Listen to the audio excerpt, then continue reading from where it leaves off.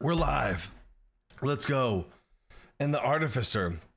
Ooh, it's about to be live. Let's go. Ooh, the Artificer is so cool, guys. I have talked about the Artificer before, but there's been a rework before it's even released. And it is in such a cool place, y'all. I cannot wait to tell you guys all about it.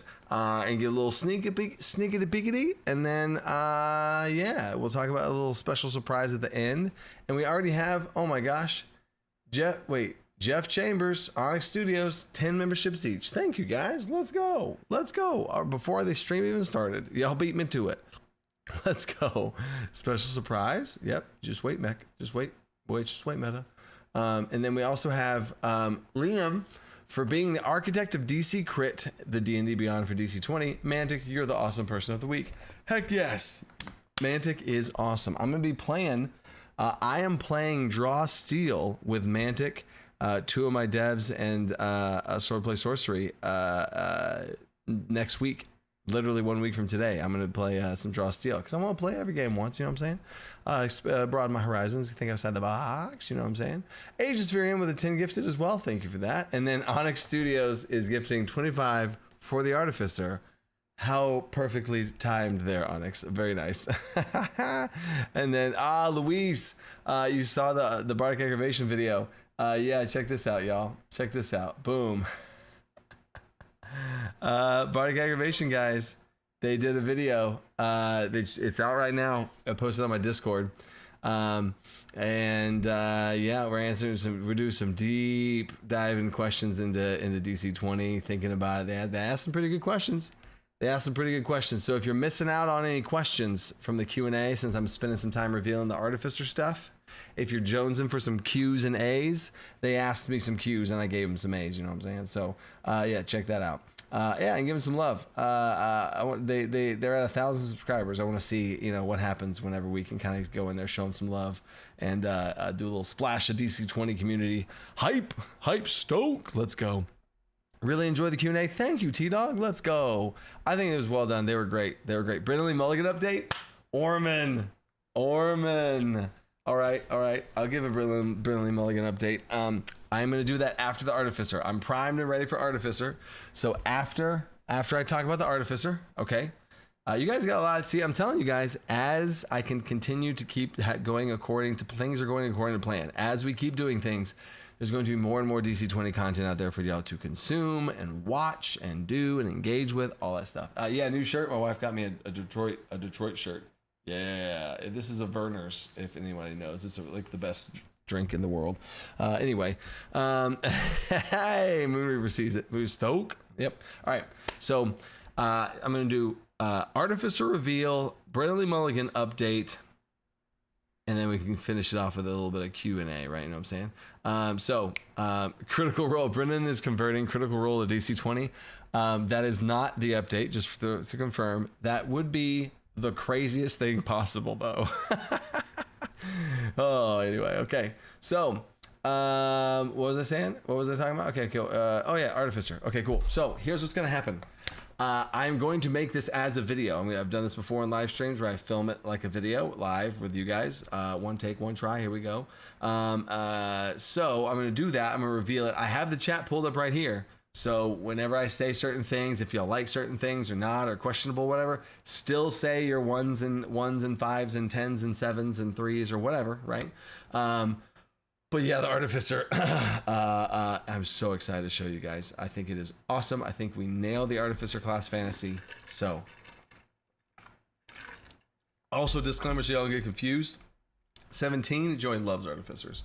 I'm going to say this in the live stream clip right now.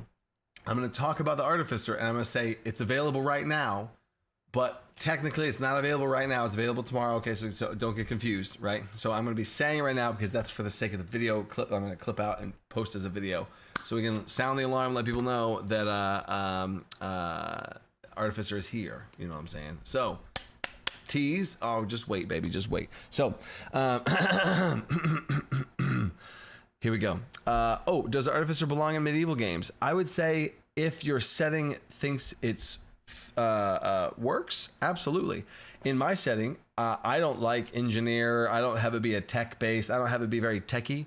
I think an artificer is a form of magic where they artifice and they enchant items with magic. They basically create magic items. So as you'll see, what Hamza just said, I absolutely think, Hamza, if you wanted to have no ounce of metallurgy or like tinkering, none of it, no clockwork, nothing, the DC20 Artificer is going to be absolutely fine for you to be able to taken care of.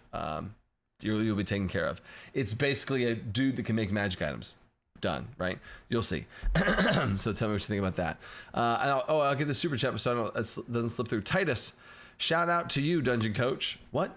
For joining with and promoting Power Word Meal. Yes, huge shout out to everyone who had donated as well. We can't wait to get official.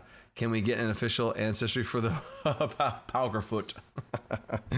Oh, that's fun. That could have been the next level collaboration right there. I did not think of that. That's awesome. Yeah, no, I went and donated too. I think I accidentally donated too early. He said not to donate until it was live, and then I did. So I'm not the only person though, because I had access to the link before it went live, and there was already like a chunk there. I was like, oh, okay, cool, and I did it. And I was like, oops, I wasn't supposed to. Oh well. But there you go. I bet nobody's gonna complain about an early donation. So anyway, yeah, Power Word Meal, super awesome thing, feeding people, feeding the hungry, right? So heck yeah. All right, hydration check, and here we go, guys. I'm so excited. Okay, let me close this out. Yeah, close it out. Okay, cool. All right, cool. All right, yeah. Okay, and let me get this here. I'm gonna take this off. And let me get this. And this is my. Oh! I showed too much. So here we go. Oh man, Artifice is so cool. And a little bit of a Thanos Gauntlet reference if you want to check the cover art. So check this out. Good. All right. Oh, I went to go click the start recording button, and it's already obviously okay. We're here. Okay, cool. So here we go. The Artificer for DC20 is here. That's right. And yes, this is before the official release of the full game. The plan with this, if you haven't heard of this already, DC20 will have 20 classes in its core game. I have the design philosophy of making sure there's design space to fit all of those classes instead of making the game, finishing the game, and then trying to cram in classes that don't and it'd be rough, right? So the Artificer is a huge fantasy. It's from Dungeons and Dragons. It's all over the place, and it also spans a pretty wide flavor base as far as what could be an Artificer. You have the high-tech metallurgy, engineering type things that are almost in like steampunk and further along, and that type of thing might not fit in your campaign setting, and you might run a more medieval, less technologically advanced setting. Absolutely, this Artificer works for that. Or maybe your Artificer is more of a alchemist, and they're more like potions and brewing things like that. Maybe they're an enchanter, a paintress. Ooh, that's a little video game reference right there. But maybe your Artificer is just a guy that makes magic items. And it's as simple as that. The Artificer in DC20 spans the full spectrum of everything possible in that class fantasy of somebody who can take magic, imbue it into things or people in some ways, and then have magical things that you can give to your friends, you can use yourself. Amazing. So let's go. This is the Artificer. The Artificer is releasing right now, and this is how I'll talk about that in just a second. I'm going to give you a sneak peek some of the level 1 class features of what's going on, the fantasy. It has 2 subclasses right now. It will get another one on this full release, but this Artificer is not going to be in the core rules for DC20.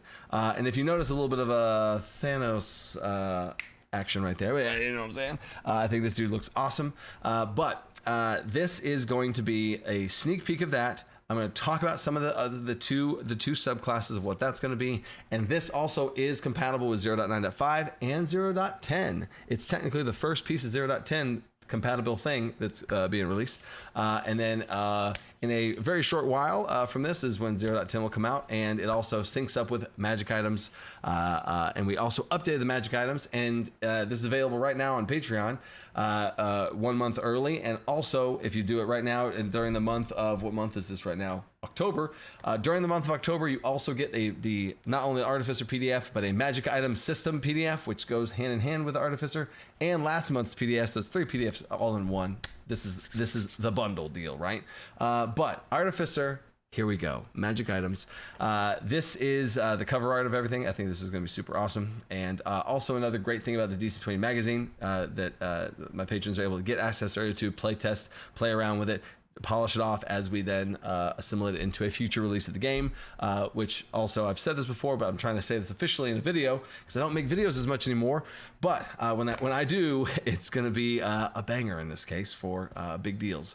The Artificer will be released not in the core rules, but in a future expansion book where you'll also see the Warforged class, a crafting system, downtime types of things, magic items galore, right? Lots of really cool things that are all going to be packaged together in there. So here we go. The Artificer is going to be the level one class features. You're going to be it is a spellcasting class. It is a full-blown spellcasting class. You have a little access to rituals, and also the rituals are in this as well. So you will learn some rituals that aren't even technically in the game yet, which is awesome. Trade expertise, just like rogues got skill expertise, Artificers get trade expertise. Awesome. Granted, I know that's not a super fancy bells and whistle thing in combat, but you get the idea, right? Because of your artificering and whatever type of element, whether it's lightning and or fire and you're more of a forge type alchemist, or maybe it's poison and you're more of a poison type artificer, you get an artesian resistance. You get resistance half to an elemental damage type of your choice. So this one is like the magical craftsman starter kit for artificers. But now, and you can see the little table here of what all this different stuff they get. They're all standard across the board with other things that you'll see. And this is also maybe a little sneak peek into some other stuff there too. But now, the other class feature, and this one's a huge one. This one's huge. It is Infusion Magic. Infusion Magic is basically letting the Artificer be able to take their own mana points, infuse them into an item, turning it into a magic item, creating their own magic items that they can, like I said, hand out to other players or use themselves, right? Amazing, right? Here's how this works, though. It was a huge challenge to be able to make this as simple as possible, because DC20, fun and efficient. Those are two of the pillars of DC20, fun and efficient. I do not want it to be a slog to play this class.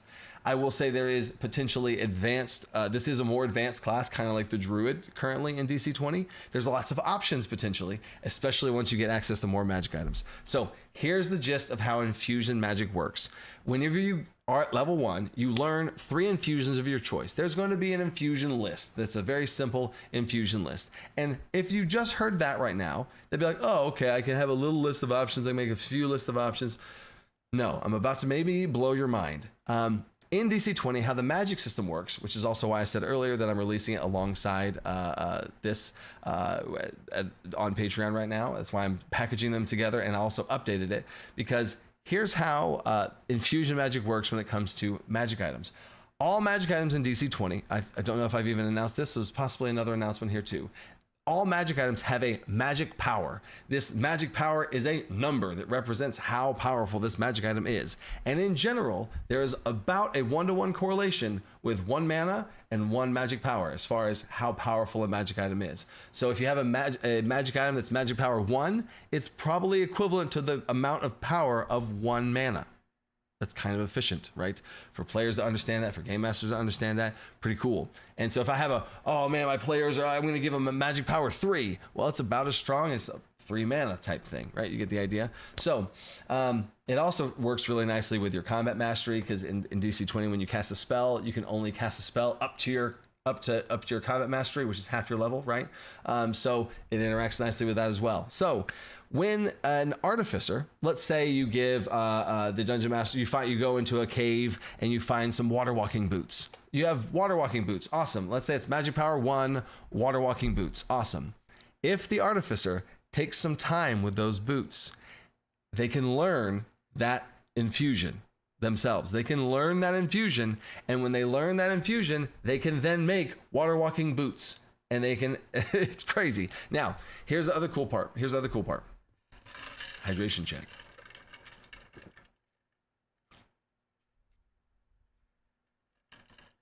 mouth was so dry. I'm also leaving my hand like this because it's an editing trick. If you ever need to take a take, you freeze the frame and stop, and then you pick back up. You know what I'm saying? So hold up. Cliffhanger's right. What was I just saying? Shoot. I was talking to you guys. You guys distracted me.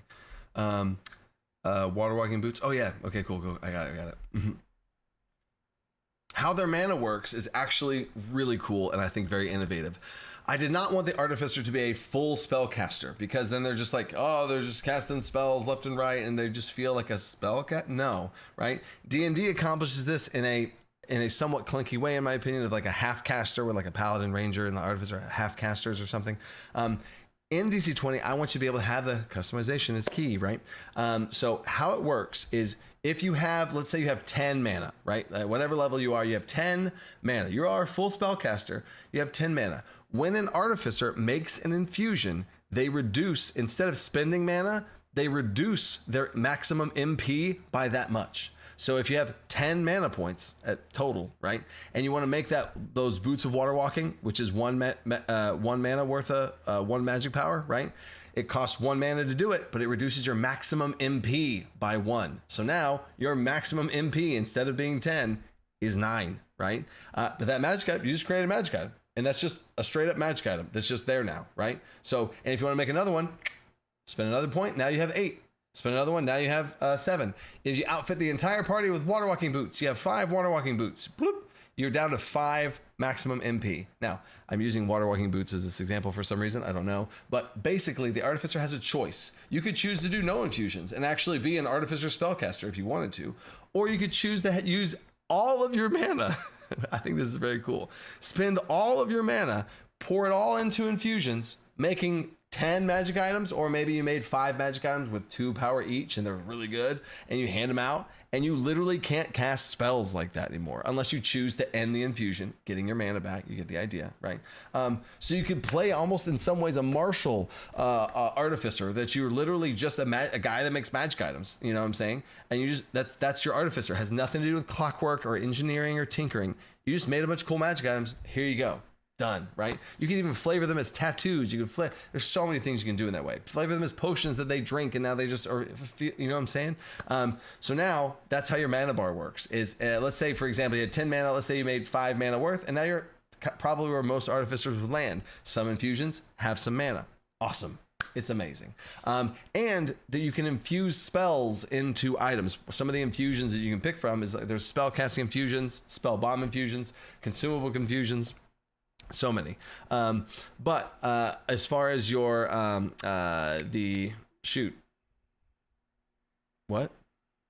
infusions.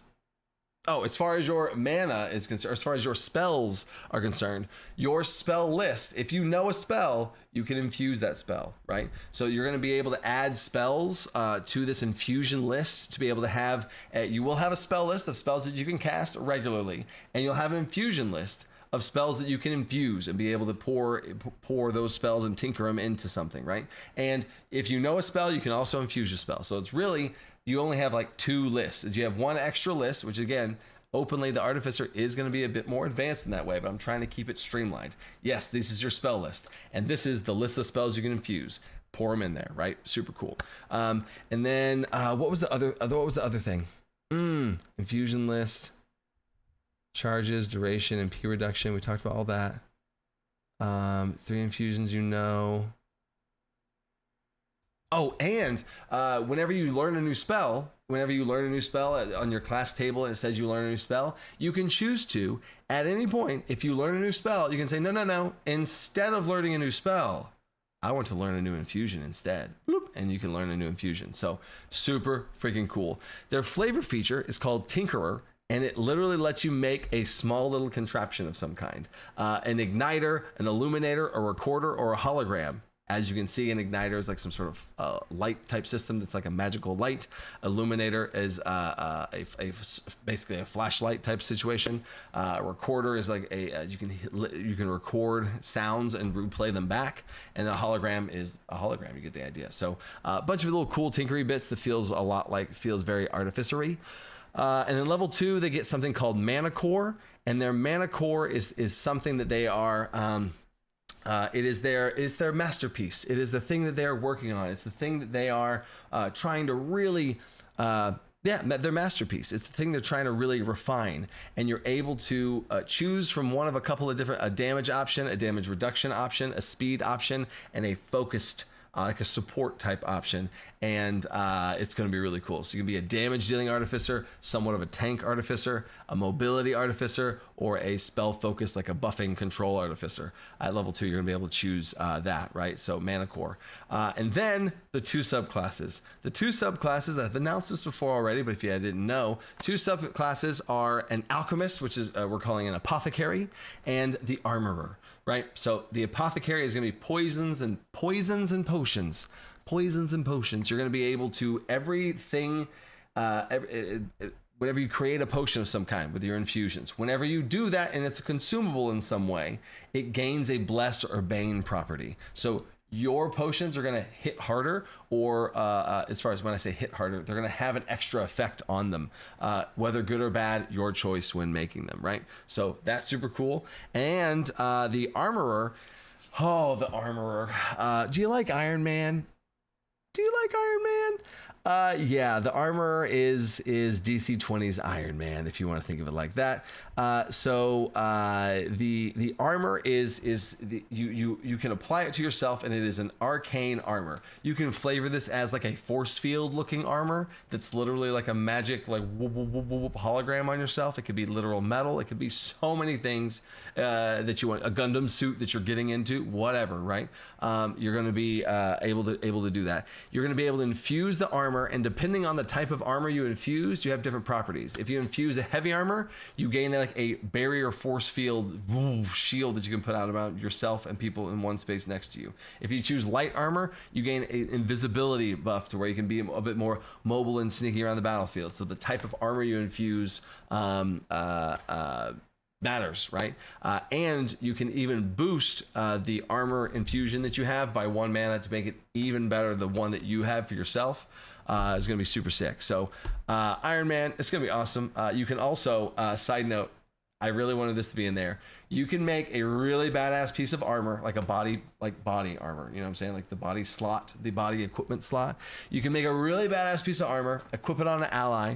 They wear it in battle, and if they're across the battlefield and you're scrambling around, oh no, you can call the armor to you, Tony Stark style, where you can call the armor and it flies across the battlefield. It doesn't teleport. We could have had it be teleport. I don't think that's as epic, right? So boom, the armor detaches from them, flies across to you, and snaps onto you. Boom, you're ready to go. Again, if you don't want it to be armor and like Iron Man 2, if that's too techie for you, it's literally can be the magic of you pull the magical orb to you and you put it on your chest, and whoa, the armor comes around you again as well. So that is the artificer. There's also 2 paragon talents and all that kind of stuff for the artificer. That's again available right now on Patreon, 1 month early. And if you're watching this video outside of October and it's later than that, it's on the website and all the different type of stuff there. And this is going to be the best way to play artificer right now, early. And I'll also say this too, is when the artificer gets further along and like level 5 and 8, and as the game keeps growing, this will grow with it, right? So don't worry about that. And I'm very excited to get some feedback and playtest feedback on this. And you can make an artificer right now and play it all the way up to the max level of the current game right now, which is 4. And stay tuned for 0.10. 0.10, my best estimate, it will be done this year in 2025. 0.10 will release. That's my goal. It's to be as soon as possible in 0.10, or as soon as possible in 2025. But there's the update. There's the artificer. Let me know what you think. Stay creative. Take us to the box. Peace. Oh, all right. There we go. Doctor Strange's cloak. Yes. Yes, there we go. Yep. That's cool. I love that. All right. Now, let me get back to, I can put this back over here. Okay. And then I got to talk about Brennan, and I'll do the Q&A. So let's do that. Let me get caught up in super chats real quick. Whoa. Titus, appreciate you, dude. Rex Room, low tech artificer equals magical artisan. Yep, there you go. Yeah, I love that. I love that. That's perfect. Thank you, Rex Room. Ignis Fiend. Hi, Coach. I was wondering if we could get a video with you using the tools in the DC20 magazine to create monsters so we can see how you create and balance your monsters so us DMs have more accurate tools to create any monster. Yeah, honestly, Ignis, there's something that's in the works. There's something that is cooking. We, as far as monsters go, we have been hard at work on some monsters. We were super close to the point where it was really close. The Kickstarter updates is I was about to talk about there. It's getting very close. We are working on some of the other PDFs that will be coming out, and the monster one is one of them. And once that one comes out, I probably will make a video on that one so that I can really talk about monsters and making them. I'd make a few monsters live and all that kind of stuff, right? So yes, hit me up again in a month when that releases, and yep, I want to make a video for that for sure. Absolutely. Afari Knox says, stuck at work feet. What's the stream about? Afari, it's about the artificer. What are you talking about? Afari is like a fartificer. Oh wow, I just said a fartificer. I tried to combine Afari and artificer, and I got a fartificer. So there's a whole class fantasy right there. Jekyll Geek, is there an equivalent to dig or mold earth as something to generate air for burrowing people? Wait, generate air?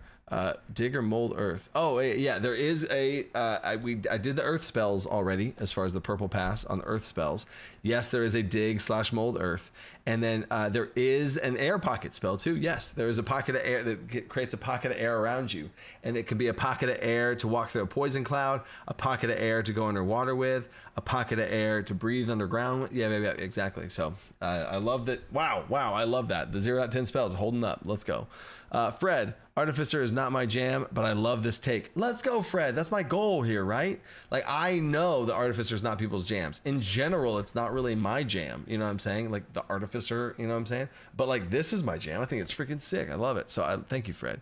And then Onyx, not my question. Something Mantic asked, but figured I would help get the question answered. Look, it blows me away every time y'all do that. Every time y'all come in there and y'all freaking do that, that is awesome. That is awesome.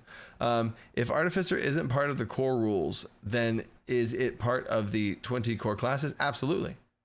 Absolutely. So the 20 core classes, I do not think it would be good for a game to have the core rules have 20 classes in them. That's a bit nuts, right?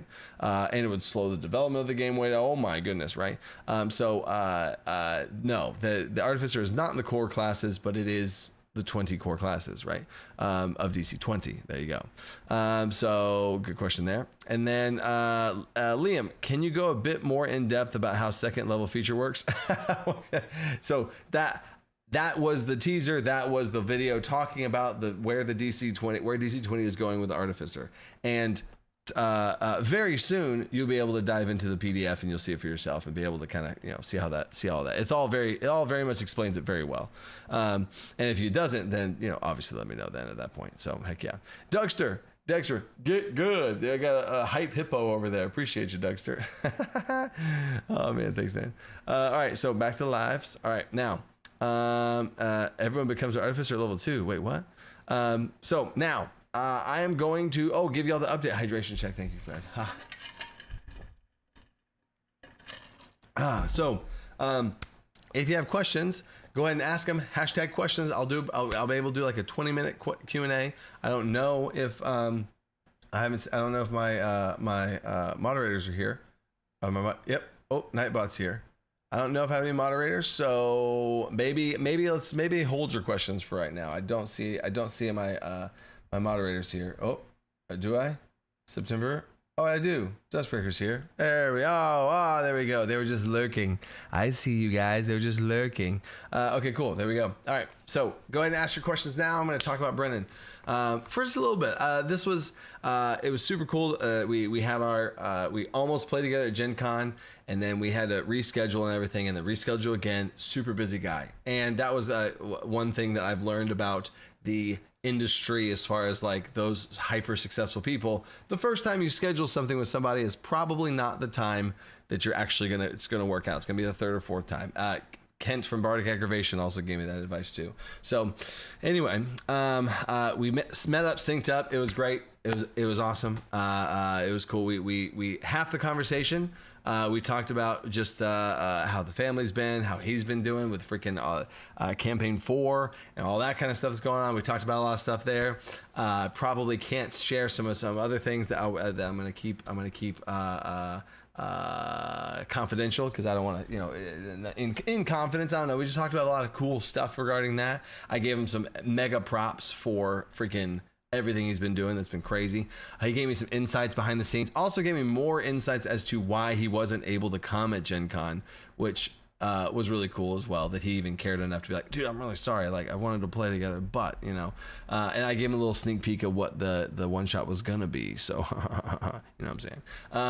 There's that. And then, so yeah, we talked about it. And what was funny is right now on Dimension 20, on Dropout or whatever, they're doing a campaign called Cloudward Ho. It's very exploration focused and all this kind of stuff. And I was like, man, I don't know if you know this, but you ran 2 different exploration challenges in Dungeons and Dragons playing Cloudward Ho, and it could have been an exploration skill challenge in DC20. And I talked about the framing of it, and he loved it. It was because I also referenced it to when we played a combat challenge, and I gave him an example of what exploration challenges are in DC20.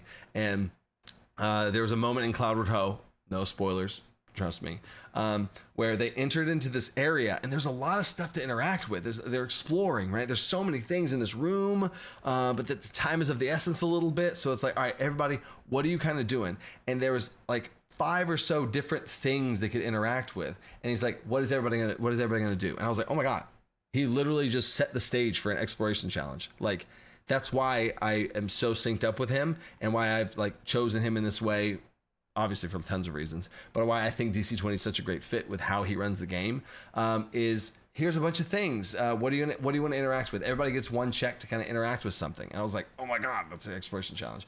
And like all the players described something, and they made their individual checks, and that was that. And I was like, but in DC20, if you run an exploration challenge, when they make those checks in those different things, they're getting success points. So if the DC for this exploration challenge is 15 and they roll a 15, oh, that's a success. And you tell them things based on the thing that they interacted with and they learned about, or they find, or whatever, right?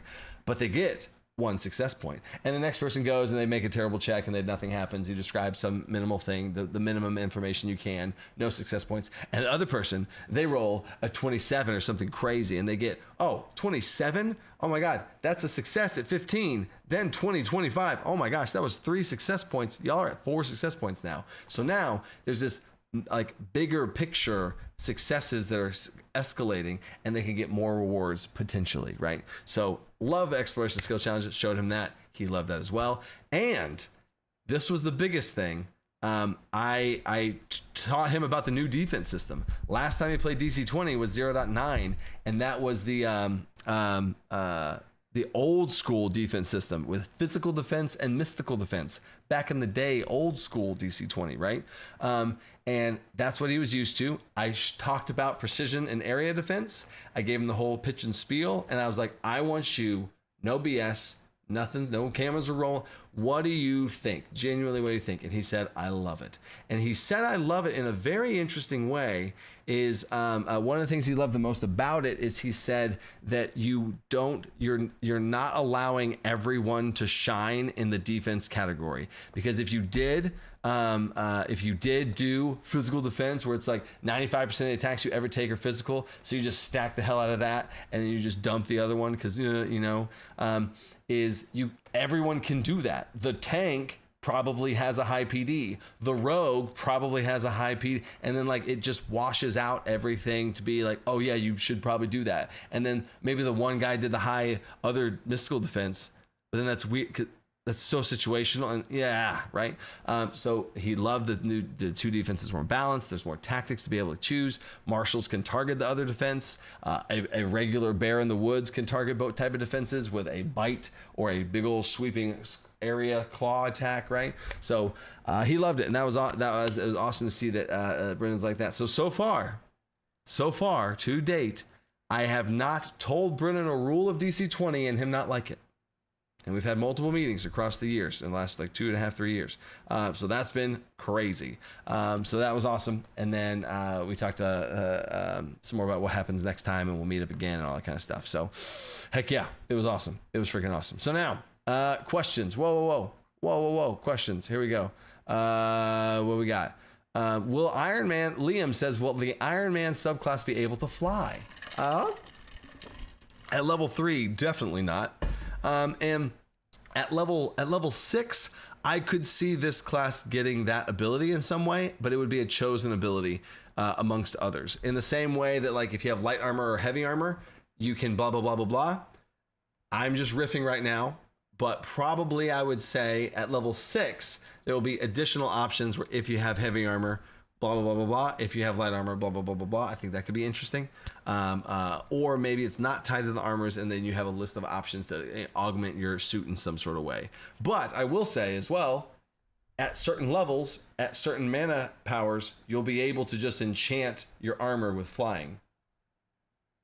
So you're good. You know what I'm saying? The Artificer is so versatile in that way. At some point, you would just learn the flying spell, or the baby version of it, and you would just enchant your chest armor with that. And you could do it earlier than usual because the Artificer's armor body slot, it has a 1 MP boost to it. So you can boost it, you know what I'm saying? So heck yeah, there's that. And then what about Princess Bride? We have not watched Princess Bride yet, but I talked with my wife about it. And we have movie nights on Fridays. We have Friday night movie nights. So that Princess Bride is on the docket for Friday night movie night. So heck yeah. Stay tuned for that. Kyle, will the Artificer class or subclass have a robot / clockwork / magic pet or companion? Also, I know it's early, coach, but how many monsters on release? How many monsters? What do you mean? What do you mean how many monsters on release? The monster manual is going to have like 300 plus, if that's what you're talking about. If you're talking about monster manual of DC20, it's going to have 300 plus monsters. So if that's what you're talking about. And then clockwork magic pet companion. The third subclass is up in the air right now. I honestly don't know if it's going to be that type of pet because there's a tamer. So if you wanted to do an Artificer that had a robot clockwork magic pet companion, you would just be an Artificer and you spend talents and grab tamer talents, and then you would have a pet and you could just say it's clockwork. You know what I'm saying? Because the tamer class is going to be able to choose the type. You can choose a construct. So you could just do that. You know what I'm saying? So I don't even think you need to. I think DC20, like when I say think outside the box, I think DC20 makes people think outside the box with their character ideas, because so far, and this is not, there's no offense to Kyle, but that's like a D&D 5e mindset, right? They're like, oh, are we going to be granted the ability to have this subclass so we can do this class fantasy? Shoot, man. You got so many options and modularity. You can make your own class. You know, you'll be set, right? So heck yeah. And then Ignis, thank you so much, Coach. I can't wait for the video. Being able to make my own monsters is crucial so I can keep the momentum in my campaign. Let's go. I made a level 5 Apex monster and we'll be testing it next week. Stoked. Oh my gosh, Ignis. Right now, this might sound wild. They just started the combat last session. I have my home game. I also run. That's another reward for patrons. If you want to check that out, I just started a combat. There is a level 10 monster. I'm not kidding you. It's a level 10 monster. It has 5 legendary action points. Has 100-ish health. I don't want to say certain numbers out loud because my players might be watching. It deals like 6 base damage. It's bonkers, right? And now I've also kind of amped it up because this thing has been like, it's this like Spider Queen type situation. There's a gym embedded into it. They got to get the gym out. It's nuts. They have not yet been attacked by it because it's killing all the NPCs. It's just one-shotting all these NPCs around it, which is another tactical game master move. I'm giving them a chance to run away and see the power before someone dies. Someone might die. It's crazy. So yeah, I absolutely have been going to town with those big old kaiju monsters right now. Wheeler, what's up, man? What's up, buddy? Unused interview question number 2. The unused interview questions from the interview that's live on their channel right now. If you had to give DC20 a soundtrack, what genre of music would it be? It's funny that you say that. Another sneak peek that Wheeler just unlocked is Describe has been collaborating and working with me for the last year, and we are in the process of finishing up the official DC20 soundtrack. I'm not kidding. Describe is working with me, and I have selected about 5 to 7 songs custom made for DC20 that will be available to all Kickstarter backers, all that kind of stuff, and it'll be available on their deal that you can play using your games. Oh my gosh, I will highlight and showcase it once it's done, but I'm like freaking put my composer hat on. We're talking about this. Oh my gosh, it's so awesome. But what genre of music? I don't listen to music, so I don't even know what it would be. Probably rock and roll, you know what I'm saying? Probably rock and roll, like epic adventure, you know what I'm saying? Or if you do what I listened to back in the day when I'd go to the gym and work out and stuff, it would be dubstep. Let's go. Oh, let's go. And then Screeching Eels and the Ruse. Yes, Daryl. Yeah, I got you. But they're pretty brave boys. They don't get very scared very easily. I got to give them props for that. So appreciate you, Daryl. Thoughts on the Artificer at higher levels or with talents being able to... Wait. Liam. Thoughts on the Artificer at higher levels or with talents being able to grant more points to add properties, weapons, armor, shields, and spell focuses. More points. All you need to do is get more mana. So the Artificer is taking care of itself. At higher levels, if you want more points, you would just spend it on talents to give you more mana. There's going to be those that exist. Or you spend it on talents that make you learn more spells, and you could choose infusions. So I think you're taken care of there too. So heck yeah. Luis, what casters are good to multi-class with Artificer? Oh, man. Oh, see, now we're thinking builds. We're talking hypothetical builds.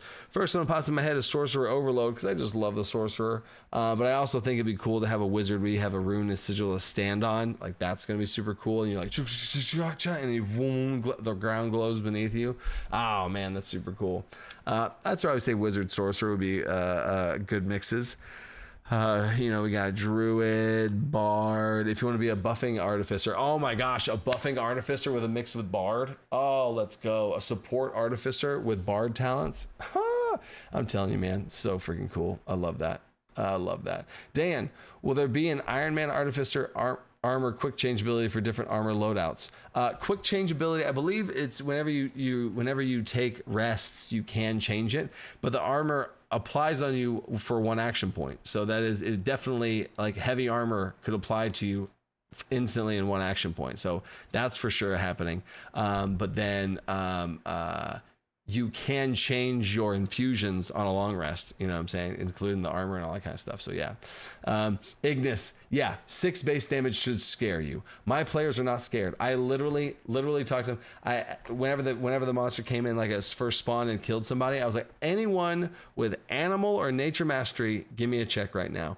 And they did. Zyra got a 27, and I was like, you probably can't kill this thing. Like, you were thinking, there's no way. We have to figure out a way to get the crystal and get out without killing it and taking off its dead body. That's probably not going to happen.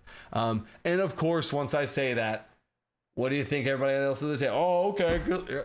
We're dying here today, people. So yeah, we'll see. I'll update you guys next week with whatever happens there, because that's going to be crazy. So yeah, I hope I can attack them.